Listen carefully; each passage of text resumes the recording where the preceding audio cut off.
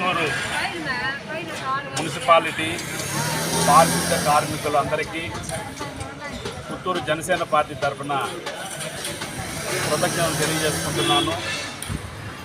3 రోజులుగా పుత్తూరు పట్టణంలో పారిశుద్ధ్య కార్మికులు న్యాయమైన పోరాటం కోసం రాష్ట్ర ప్రభుత్వానికి కనువిప్పు కలగాలని వారి బాధలు ప్రభుత్వానికి చెప్పడానికి 3 రోజులుగా సమ్మె చేస్తున్నా.